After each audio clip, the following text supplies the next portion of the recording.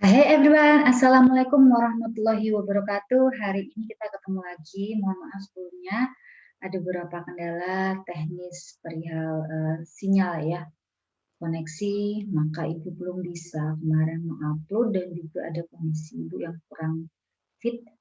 Jadi baru kali ini Ibu bisa mengupload. Semoga masih ada waktu ya kan untuk kita bisa belajar untuk materi selanjutnya.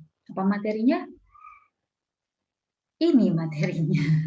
Fungsi utilitas, penerapan diferensial dua variabel bebas pada ilmu ekonomi dan bisnis, gitu ya.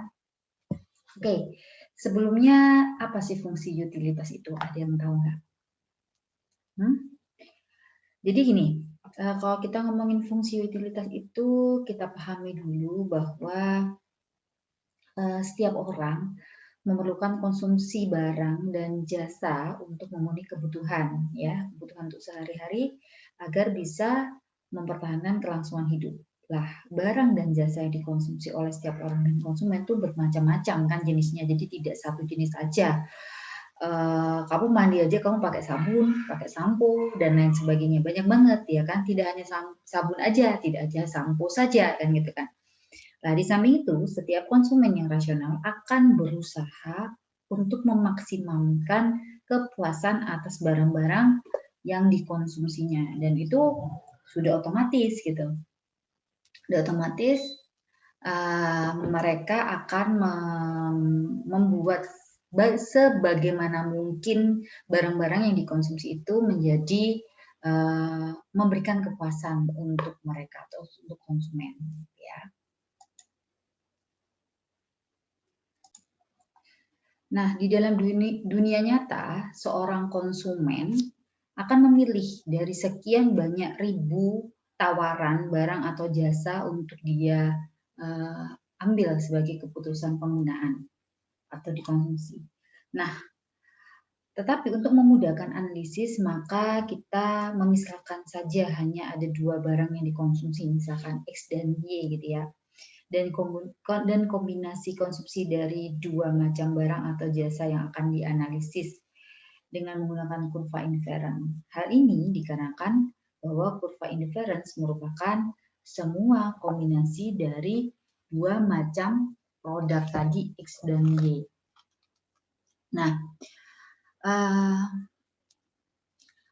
dari kombinasi tadi kita akan bisa memperoleh tingkat kepuasan atau utilitas yang sama bagi konsumen. Karena itu disebut indifference karena pada titik-titik di sepanjang kurva akan memberikan total kepuasan yang sama. Jadi kurva indifference itu menunjukkan titik-titik kombinasi dari barang X dan barang Y yang dapat memberikan tingkat kepuasan atau utilitas total yang sama bagi konsumen. Nah, kurva inference itu dapat diperoleh dari fungsi utilitas yang berbentuk seperti ini. Saya tulis dulu ya. Saya akan share screen, lebih gambar whiteboard aja. Baik, seperti itu. Seperti apa? Kurva inference yang dapat diperoleh dari fungsi utilitas. Fungsi utilitas itu sebenarnya seperti ini fungsinya. U, begitu, utilitas sama dengan dari fungsi produk X dan produk Y. Ini fungsi utilitas.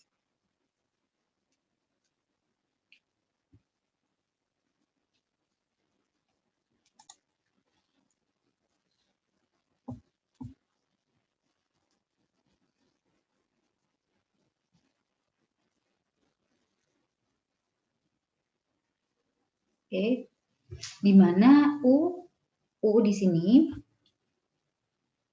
adalah tingkat utilitas atau kepuasan total konsumen. X di sini adalah jumlah produk X yang dikonsumsi dan Y di sini adalah jumlah produk Y yang dikonsumsi. Bila kurva indifference digambarkan di bidang koordinat kartesius, maka gambarnya seperti ini, guys. Nah, ini bidang kartesius begitu ya. Pasti gambarnya akan seperti ini. Tuh. di mana kurva indifference ini kurva indifference atau U begitu, itu terbentuk dari beberapa titik, misalkan di sini, di sini, di sini, di sini, dan di sini. Di mana masing-masing titik itu memiliki utilitas total yang sama. Jadi titik yang di sini, misalkan kita sebut aja titiknya titik A, B, C, D, dan E, di mana ini adalah produk X, dan di sini ada produk Y, maka kombinasinya begitu akan sama membuat utilitas total dari masing-masing titik. Seperti itu gambarnya. Oke, bisa dipahami ya dari sini, insya Allah mudah-mudahan sangat mudah dipahami. Nah, coba kalian perhatikan gambar berikut ya, gambar kartesi tersebut. Sumbu horizontal menunjukkan jumlah barang X yang dapat dikonsumsi oleh konsumen dalam waktu tertentu, dan sumbu vertikal menunjukkan jumlah barang Y yang dapat dikonsumsi oleh konsumen dalam waktu tertentu. Misalkan sebanyak X1 dan jumlah barang Y yang dapat dikonsumsi sebanyak Y1. Tetapi bila konsumen memilih kombinasi yang B misalkan, maka dia akan mengkonsumsi sebanyak produk X2 dan produk Y sebesar Y2. Baik kombinasi di titik A ataupun B ataupun C ataupun D ataupun E itu memiliki kepuasan yang sama atau indifference. Nah, kurva indifference itu memiliki kemiringan negatif ya. Karena kenapa? Karena jika barang X bertambah konsumsinya, maka barang Y akan berkurang konsumsinya. Gitu. Nah, kurva indifference itu cembung terhadap titik asal atau 0,0 ya. Ini berarti semakin banyak barang E yang dikonsumsi, maka semakin sedikit jumlah barang Y yang harus dikonsumsi. Seperti itu.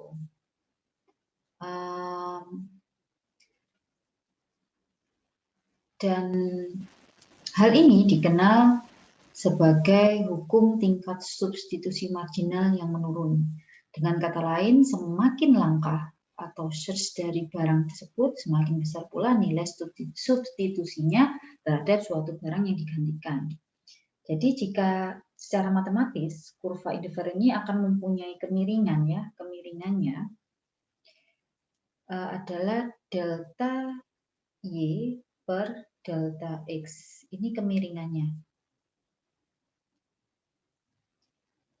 Yang semakin kecil bila bergerak pada kurva indifference semakin ke bawah. Jadi semisal ya ada beberapa kurva indifferent, kita gambarkan begini misalkan. Nah, tidak hanya satu begitu ya. Misalkan saja kita pakai titik yang lain, misalkan begini. Ini titik W ya. Lalu ini titik Y misalkan, yang lain ya, jangan Y ya, misalkan titik P begitu. Satunya bila parameter dari utilitas ini diubah-ubah besarnya menjadi misalkan di sini U1, ini kita sebut aja U1 begitu ya. Lalu di sini kita masuk U2, lalu di sini kita buatkan misalkan U3. Maka diperoleh sehimpunan kurva indifferent yang satu sama lainnya tidak saling memotong. Lah, yang tidak saling memotong ini disebut dengan apa? Ini disebut dengan peta indifference. Oke. Atau indifference map gitu. Kalian bisa lihat ya dari gambar yang Ibu gambar ya. Nah, peta indifference ini adalah grafik yang menunjukkan selera konsumen. Jadi ada bisa kemungkinan perubahan-perubahan. Setiap kurva dalam peta indifference mencerminkan tingkat kepuasan atau utilitas yang berbeda. Misalkan jika konsumen memilih titik W gitu. Titik W itu yang ini ya. Ini titik W misalkan. Gitu. akan memberikan kepuasan yang lebih besar dibandingkan titik titik B misalkan. Itu. Dan selanjutnya, perbedaan kepuasan konsumen ini gitu ya,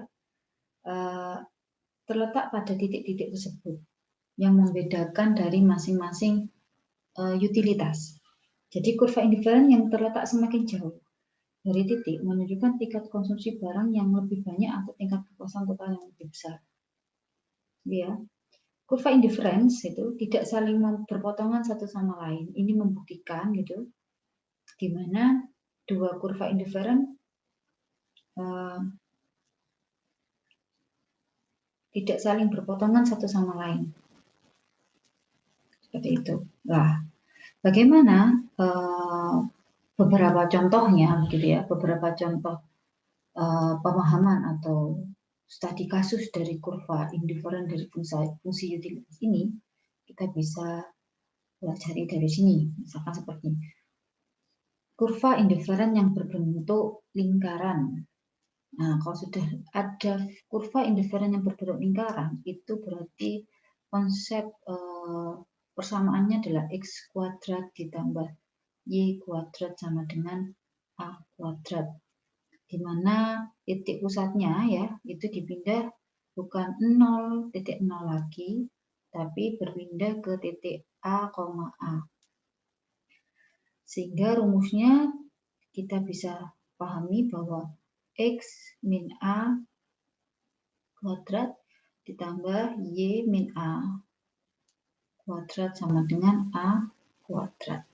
Bila parameter A dalam persamaan tersebut diubah, maka akan diperoleh sehimpunan kurva lingkaran. Tapi yang dipakai hanyalah khusus seperempat lingkaran yang menyinggung sumbu X dan Y di titik A, 0 dan 0 titik A. Nah, gambar seperempat lingkaran ini kalian bisa lihat seperti ini ya, gambarannya secara manual begitu ya. Kalian bisa lihat seperti ini.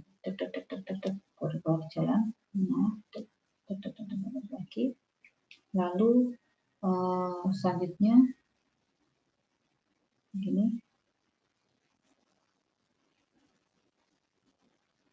Jalan lagi ke sini. Nah, begini. Dan seterusnya. Kita buat tiga misalkan begini. Itu. Ini. Nah, ini adalah X min A kuadrat dalam kurung kuadrat dikali, ini bukan plus ya, ini di plus nih, plus Y min A kuadrat sama dengan A kuadrat. Itu, ini contohnya, gambarnya seperti itu. Gimana studi kasus dari ini gitu ya. Oke, kita akan studi kasus dulu gitu.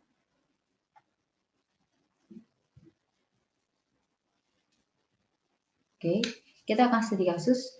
Misalkan jika kurva indiferen dari seorang konsumen ditunjukkan dengan persamaan yang tadi saya tulis ya, dan seandainya kepuasannya dapat diukur, berapakah jumlah barang yang harus dikonsumsi pada saat dia mengkonsumsi X sebanyak 3 unit agar tingkat kepuasannya adalah 15 satuan, misalkan contohnya seperti itu. Maka pengerjaannya adalah sebagai berikut. Oke. Nah, diketahui seperti apa diketahuinya? Diketahui adalah X adalah 3 dan A-nya adalah 15.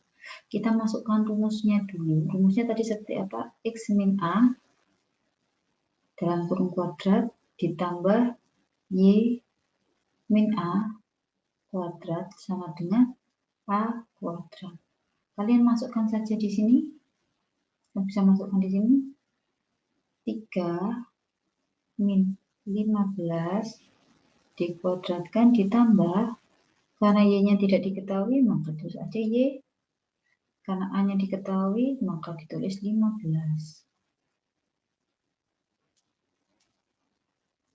kuadrat sama dengan A kuadrat. A kuadratnya berapa? A kuadratnya adalah 15 kuadrat. Nah, di sini min 12 kuadrat ditambah Y min 15 kuadrat sama dengan 225. Di sini ada 144 ditambah Y min 15 dalam kurung kuadrat sama dengan 225. Kita bisa pindahkan ya ruasnya ya. Nah, kita tulis di sini, dipindahkan luasnya berarti 225 min 144. Berapa? 225 min 144. Kita kalkulator aja dulu ya. Kita kalkulator dulu. Berapa hasilnya? 225 min 144. 81, oke. Nah, coba kalau misalkan ini dijabarkan Y min 15 kuadrat. Jadinya gimana? Jadinya adalah Y kuadrat min 30Y ditambah 225. Gitu kan? Nah, kalau ini dipindahkan jadi gimana? Y kuadrat min 30Y ditambah 225 min 81 sama dengan 0. Berarti Y kuadrat min 30Y ditambah 144 sama dengan 0. Kita jabarkan dapat berarti Y min 24. Gitu ya.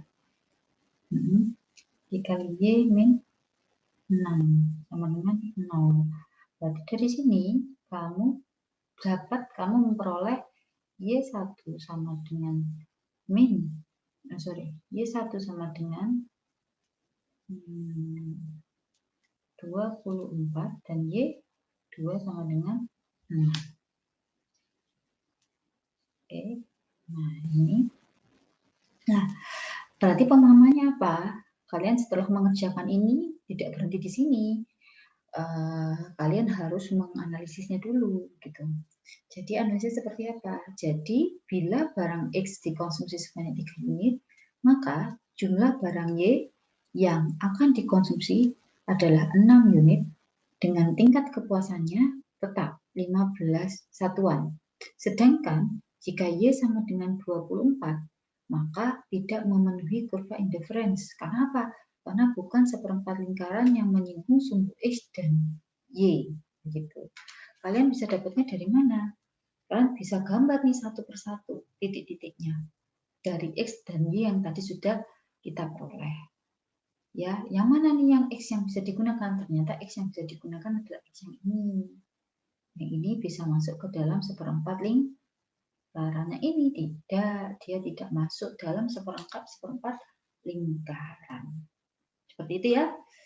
Sangat mudah sekali. Ini diingat-ingat karena ini nanti akan masuk ke soal luas. Gitu. Baik, sekarang bagaimana kalau kurva indifferentnya berbentuk hiperbola? Hiperbola itu yang seperti apa ya? Hiperbola itu yang seperti ini.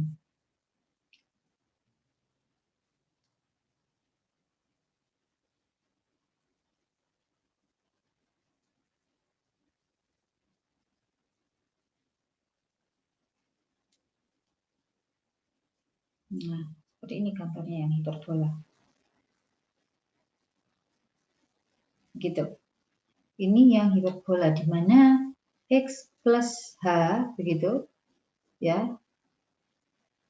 Dalam kurung Y plus K sama dengan A.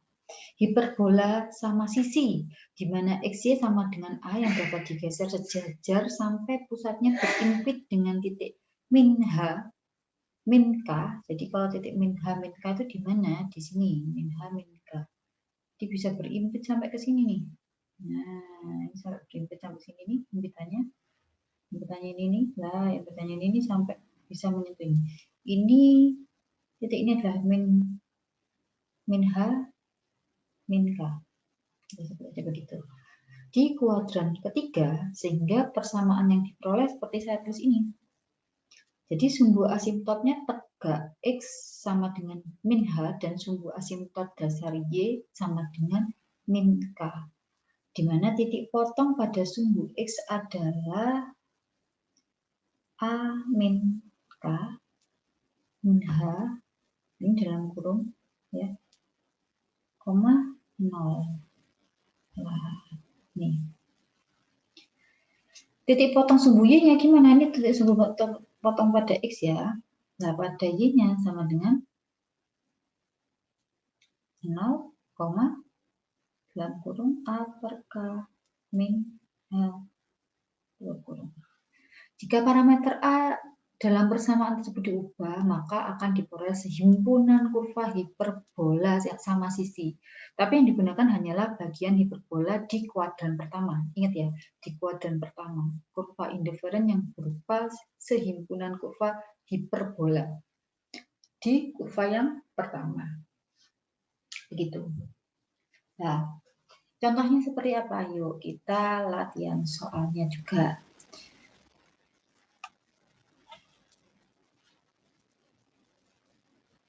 Latihan soalnya seperti ini. Misalkan ada seorang konsumen mengkonsumsi dua macam barang, yaitu X dan Y, dengan tingkat kepuasan ditunjukkan oleh persamaan yang saya tulis ya, X, Y plus 6X ditambah sama dengan A min 6. Coba kita tulis di sini, di whiteboard-nya. Persamaan adalah X, Y ditambah Y ditambah 6X sama dengan A min 6. Berapakah jumlah maksimum dari barang X yang dapat dikonsumsi bila tingkat kepuasannya, atau jika A itu tingkat kepuasannya sama dengan A, A-nya adalah 31-an. Bagaimana pengerjaannya? Pengerjaannya langsung kita masukkan ke dalam rumusnya ya, rumus persamaan kurva indiferen yang berbentuk hiperbola. Bagaimana? Yuk kita masukkan. Oke, kita kerjakan. XY ditambah Y ditambah 6X sama dengan A min 6. Di mana A-nya coba kalian masukkan, begitu. Berapa 6-nya? 30 min 6, gitu ya. Oke, 30 min 6. Nah, tapi jangan kalian langsung kurangkan, tapi kalian pindah 6-nya sama dengan 30.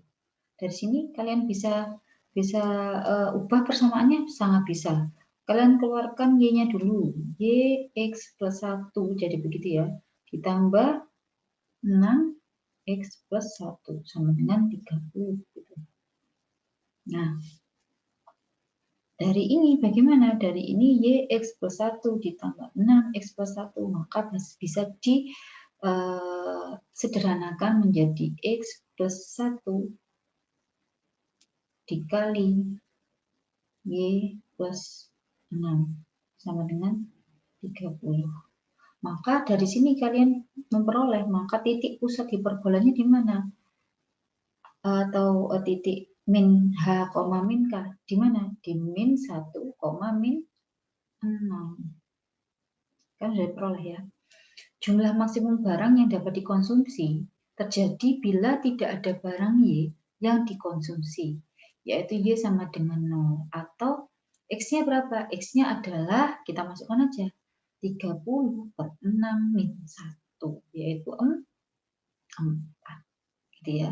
30 per 6 dikurangi 1, yaitu 4. Oke, jadi jumlah maksimum dari barang yang dapat dikonsumsi adalah X sama dengan 4 unit dengan tingkat kepuasannya tetap yaitu 30.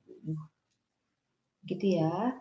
Jadi gambar indiferennya dari persamaan X plus 1 dalam kurung X plus 1 dikalikan dalam kurung Y plus 6 sama dengan 30, itu bagaimana? Kalian bisa gambar seperti ini.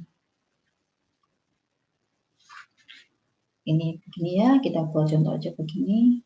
Nah, begini nih kurva Cartesius. Kita buat aja titiknya seperti ini. Misalkan ini min 1 begitu, misalkan ini min 6 gitu ya. 6 itu ini potong, mohon maaf. Saya usul aja. Contohnya begini misalkan ya. Oke. Nah, ini Cartesiusnya. Ini adalah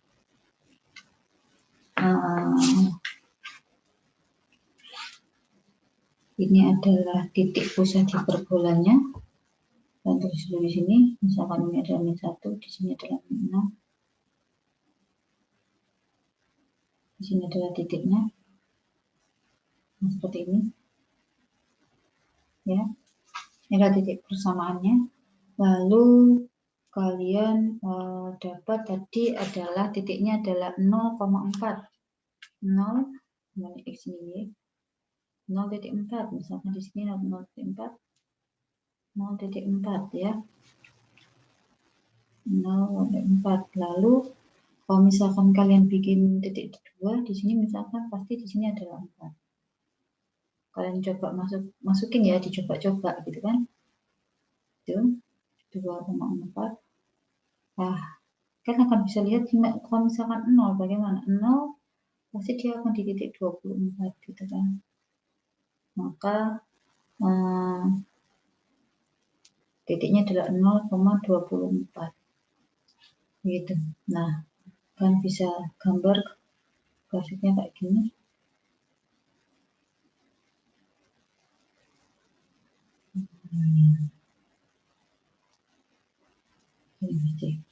Ini gambarnya, jangan lupa digambar ya, jangan lupa digambar gitu. Oke, itu tadi yang berbentuk hiperbola. Bagaimana jika berbentuk parabola gitu ya? Nah, ini dia, jika berbentuk parabola sudah mulai pakai akar ya kan, tapi ini akan dipelajari lebih lanjut oleh orang-orang ilmu ekonomi, bukan orang-orang manajemen gitu.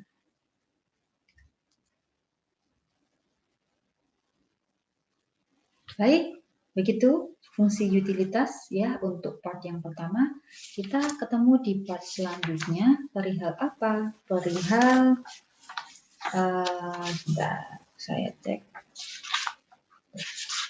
Perihal optimisasi fungsi dengan dua variabel. Kita akan berbicara tentang nilai ekstrimum dari fungsi dengan dua variabel bebas. Ya. Optimisasi dengan kendala persamaan dan lain sebagainya. Itu aja ya. Oke, kita ketemu di part yang kedua.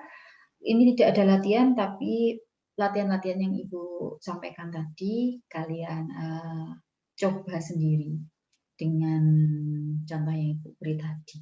Ya, tadi ada dua contoh soal kan, dua contoh soal yang Ibu beri, kalian coba-coba saja. Itu dikerjakan sendiri. Begitu saja. Baik, kita ketemu di part yang kedua tentang optimisasi fungsi dengan dua variabel. Thank you, bye-bye.